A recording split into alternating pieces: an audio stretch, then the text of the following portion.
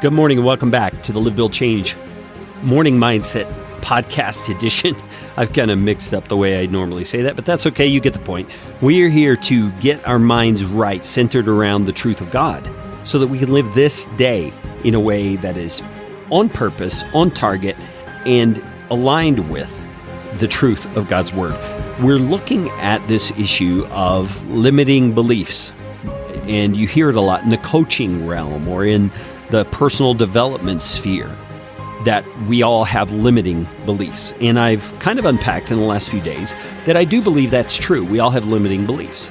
But the limitation is more in our willingness to cooperate with God's plan in our life than it is with our ability to accomplish or achieve. Now, understand what I'm trying to say here.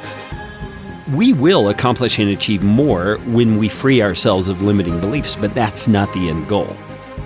The end goal is to live according to God's truth and to do so in a way that brings holiness to our lives and is acceptable to God. That's Romans chapter 12. He says, I appeal to you, brothers, by the mercies of God, to present your bodies as a living sacrifice. So that's our goal, is to be some vessel that God can use, a sacrifice, holy and acceptable to God, which is your reasonable service. And then he says, and do not be conformed to the pattern of this world, but be transformed by the renewing of your mind. And that's what we're talking about. Getting rid of limiting beliefs is a process of renewing your mind. But you don't want to renew your mind just by trading one false belief for another false belief, no matter how optimistic it is. You want to transform your mind by getting rid of the false belief and replacing it with the truth that God says. Okay, so let's take a situation as an example.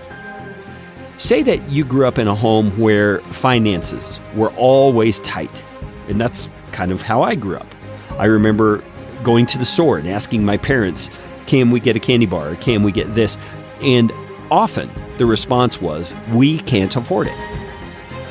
Now that was the truth. At the time, we couldn't afford it. We didn't have the money at that moment to spare for a candy bar. But that phrase, and that, more importantly, the mindset behind the phrase, came to define how I felt about life and about myself and my ability. I didn't realize it at the time, but I've realized it since, having opportunity to step outside of the constraints of a tight budget like it was then. I've noticed, hey, I'm experiencing something different here, and it's challenging this mindset I've had all my life that I can't afford it, or that money's tight. And that's just a small example. We get these beliefs about life, and often we'll say, that's just the way life is. Or, I'm not that kind of person. Those kind of things don't happen for me. And you hear in those statements is a belief. There is a belief that there is a limitation on you. Perhaps you think imposed from the outside by your circumstance or by God himself, who has not given you the opportunity to step into a realm where that situation might be different.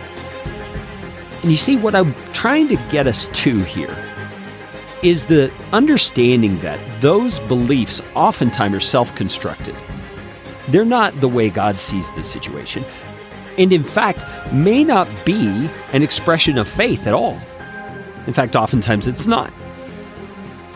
Our limiting beliefs limit us from receiving from God everything that we could receive. I think perhaps that's the best way that I've said it so far.